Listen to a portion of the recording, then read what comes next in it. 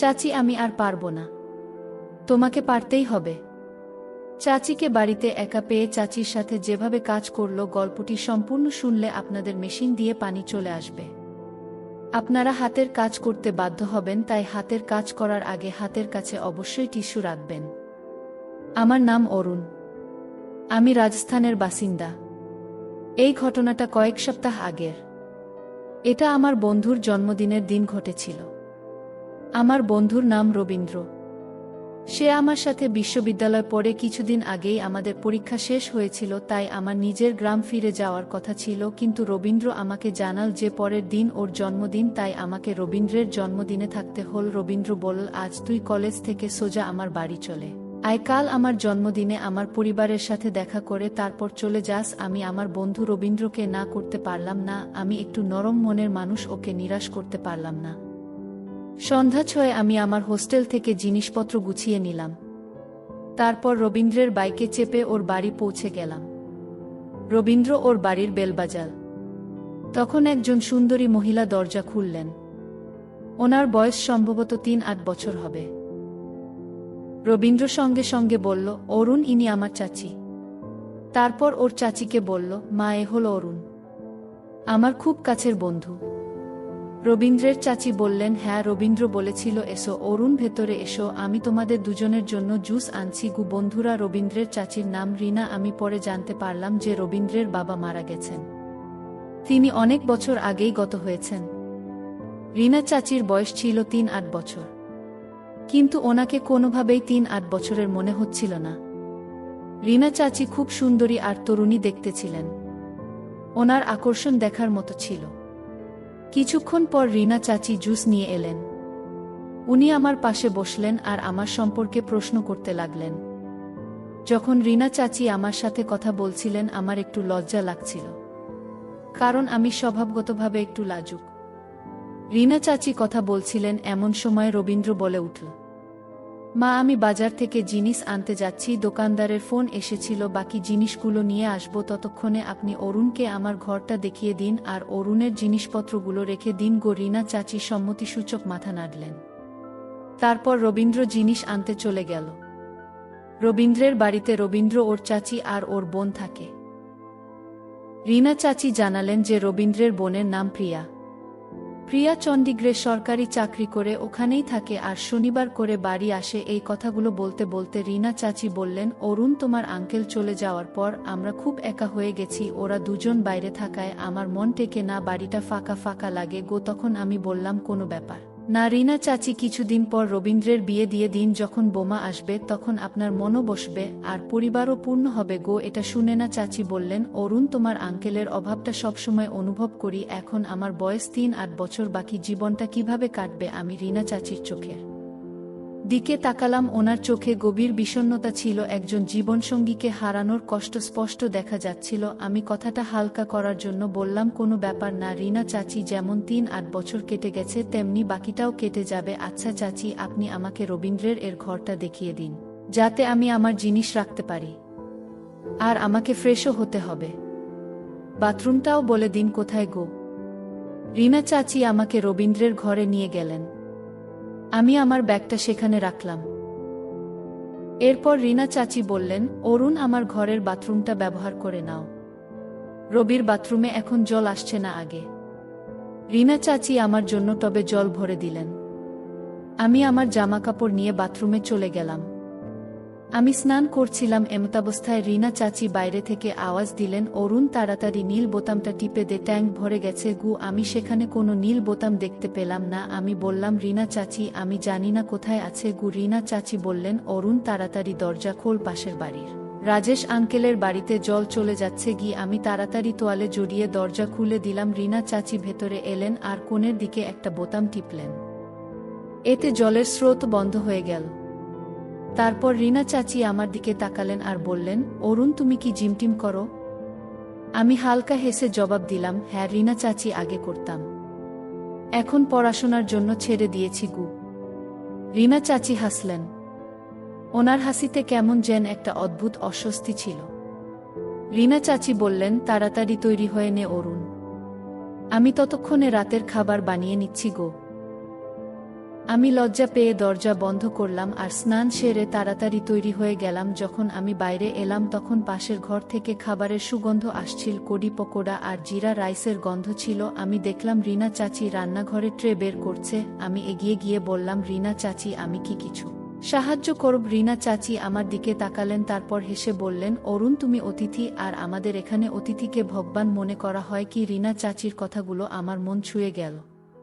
আমি কিছু বললাম না আর চুপচাপ একটা চেয়ারে বসে পড়লাম। কিছুক্ষণ পর রিনা চাচি আমার পাশে এসে বসলেন। তিনি আমার সাথে কথা বলতে লাগলেন। রবীন্দ্র তখনও বাজার থেকে ফেরেনি। আমরা দুজন ধীরে ধীরে কথায় মগ্ন হয়ে গেলাম। রিনা চাচি জানালেন কিভাবে তিনি তার স্বামীকে হারানোর পর বাড়ি আর সন্তানদের দায়িত্ব সামলেছেন। রিনা চাচির কথাগুলো এত সত্যি ছিল যে মনে হচ্ছিল তিনি আমার মনের কথা বলছেন। রিনা চাচি বললেন, কখনো কখনো মনে হয় জীবনটা আবার নতুন করে শুরু করতে পারি, কিন্তু দুনিয়া সবকিছু থামিয়ে দেয়া। একজন একা মহিলার জীবন কি শুধু ত্যাগ আর কষ্টের জন্য? আমি রিনা চাচির চোখের দিকে তাকালাম।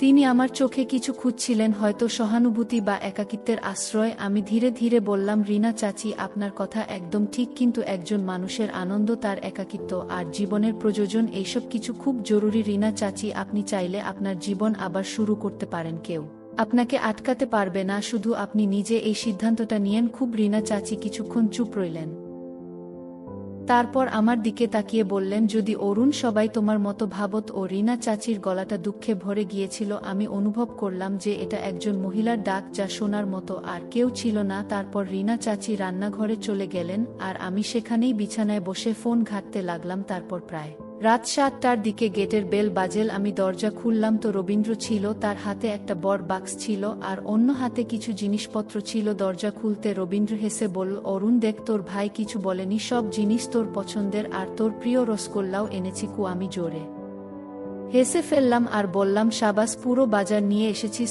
রিনা চাচি রান্নাঘর থেকে বেরিয়ে এলেন আর বললেন, আরও এসে গেছে আমার ছেলে। খুব হেসে বলল, মা, আজ তোমার ছেলের বিশেষ দিন আর তুমি আমার সবচেয়ে বিশেষ অতিথি। রিনা চাচি ভালোবেসে রবীন্দ্রের চুলগুলো এলোমেলো করে দিলেন।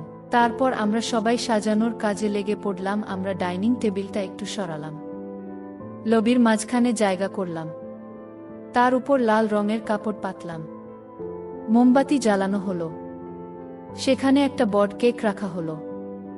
আমি ফোনে গান চালিয়ে দিলাম। এমন একটা পরিবেশ তৈরি হয়ে গিয়েছিল যা ছোট কিন্তু আন্তরিকতায় ভরা ছিল।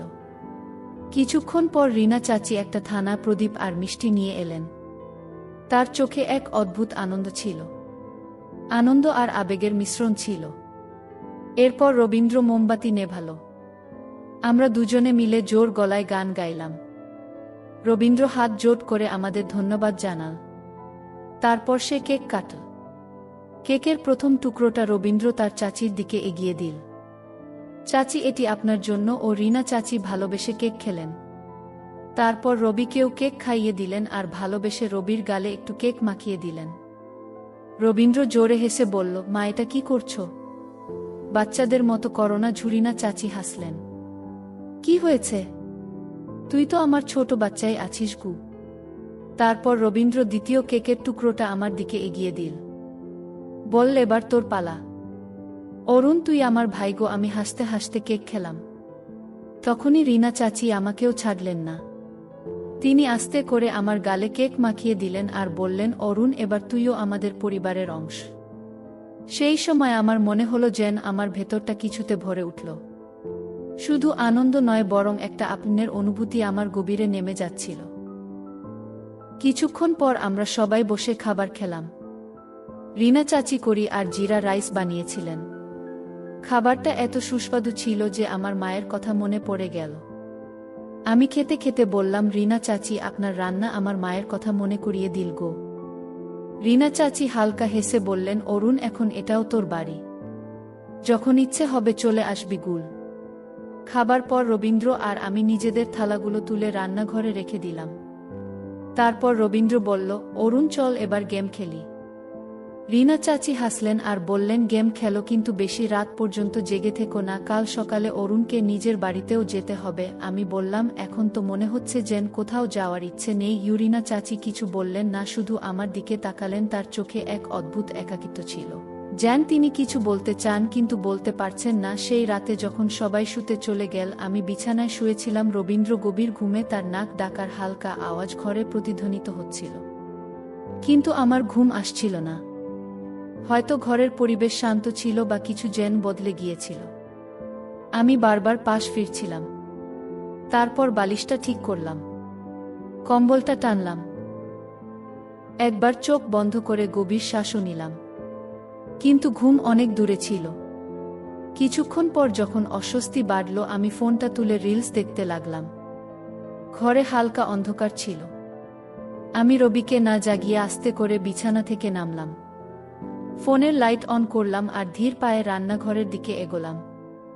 বাড়িটা একদম শান্ত ছিল, জেন দেওয়ালগুলো গভীর ঘুমে আচ্ছন্ন।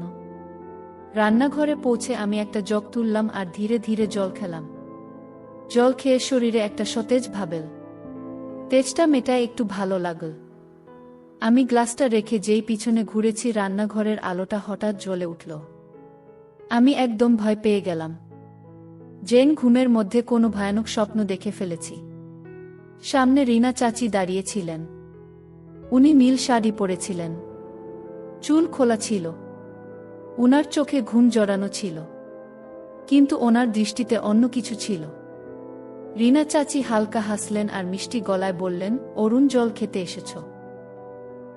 আমি একটু ঘাবড়ে গিয়ে হেসে উত্তর দিলাম, হ্যাঁ। রিনা চাচি ঘুম আসছিল না, ফোন ঘাটছিলাম। তারপর তেষ্টা পেল গো। রিনা চাচি কিছু বলতে গিয়ে থামলেন। আমি জিজ্ঞাসা করলাম, চাচি, আপনারও জল লাগবে? উনি শুধু মাথা নেড়ে হ্যাঁ বললেন। আমি সেই যোগেই আবার জল ভরলাম আর রিনা চাচির দিকে এগিয়ে দিলাম। যখন উনার হাত আমার হাতে স্পর্শ করল, আমার শরীরে যেন বিদ্যুৎ খেলে গেল। আমার শরীরটা হালকা কেঁপে উঠল। রিনা চাচি জগটা নিলেন আর আমার চোখের দিকে তৃষ্ণার্ত দৃষ্টিতে তাকিয়ে রইলেন। তারপর হালকা হেসে বললেন, ধন্যবাদ অরুণ। আমি চোখ নামিয়ে নিলাম।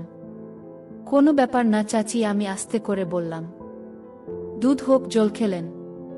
তারপর রান্নাঘরের দেওয়ালে হেলান দিয়ে দাঁড়িয়ে পড়লেন। শান্ত ঠান্ডা পরিবেশে এখন হালকা উষ্ণতা ছিল। রিনা চাচি ধীরে গলায় বললেন, অরুণ, কখনো কখনো এই একলা রাতগুলো খুব লম্বা মনে হয়, তাই না? আমি উনার চোখের দিকে তাকালাম। ওনার চোখে একাকিত্ব স্পষ্ট দেখা যাচ্ছিল, যেন উনি কিছু বলছেন আবার কিছু লুকাচ্ছেন। আমি বললাম, হ্যাঁ রিনা চাচি, কিছু একলা রাত ঘুমিয়ে আসতে দেয় না আগে। উনি হালকা হাসলেন। আমি ভাবলাম এবার ঘরে ফিরে যাই। আমি ধীরে ধীরে পিছনে ঘুরলাম আর নিজের ঘরের দিকে এগোতে যাচ্ছিলাম। তখনই পিছন থেকে রিনা চাচির গলা ভেসে এল, অরুণ, দাঁড়াও। আমি একদম থেমে গেলাম। পিছনে ঘুরে তাকালাম। রিনা চাচি আমার দিকে অদ্ভুত দৃষ্টিতে তাকিয়েছিলেন আর বললেন, তোমারও তো ঘুম আসছে না আগে? আমারও না আগে। চলো আমার ঘরে কিছুক্ষণ গল্প করি, কি হয়তো তোমারও ঘুম চলে আসবে। কি? রিনা চাচির গলায় কোনো দ্বিধা ছিল না। আমি হালকা হেসে বললাম, ঠিক আছে চাচিও। রিনা চাচি জগটা ফ্রিজে রাখলেন। তারপর রান্নাঘর থেকে বেরিয়ে গেলেন। আমি ওনার পিছনে পিছনে চললাম। রিনা চাচির ঘরটা বাড়ির অন্যদিকে ছিল। ঘরটা পরিষ্কার পরিচ্ছন্ন ছিল। হালকা ক্রিম রঙের দেওয়াল ছিল। জানলা দিয়ে চাঁদের আলো আসছিল, যা ঘরটাকে আরো বিশেষ করে তুলেছিল। রিনা চাচি বিছানার এক কোণে বসলেন আর মিষ্টি হেসে আমার দিকে তাকালেন। বললেন, এসো অরুণ, তুমিও বসো গো। আমি আরামে ওনার পাশে বসলাম। ঘরে একটা শান্তিদায়ক অনুভূতি ছিল, যা হয়তো আমার নিজের বাড়িতেও পাওয়া যায় না। রিনা চাচি আমার দিকে তাকিয়ে বললেন, অরুণ, কোনো ভালো মুভি থাকলে চালাও তো গো, যতক্ষণ ঘুম না আসে আমার মনটা লেগে থাকবে গো। আমি ফোন বের করে বললাম, রিনা চাচি, একটা খুব ভালো মুভি আছে গিয়ে, একটু রোমান্টিক, একটু ড্রামা, কিন্তু গল্পটা দারুণ গো, দেখবেন। রিনা চাচি হাসলেন, তোমার পছন্দ যখন, ভালোই হবে, চালাও। আমি ফোনটা ঘোরালাম। মুভিটা চালিয়ে ফোনটা আমাদের মাঝে রাখলাম। আমরা দুজনেই বিছানায় বসে মুভি দেখতে লাগলাম। মাঝে মাঝে যখন কোনো ইমোশনাল সিন আসতো, আমি রিনা চাচির চোখের দিকে মন দিয়ে দেখতাম। উনি চুপচাপ মুভি দেখছিলেন। কিন্তু ওনার চোখে কিছু একটা চলছিল। আমি এবার ওনার একটু কাছে সরে এসেছিলাম।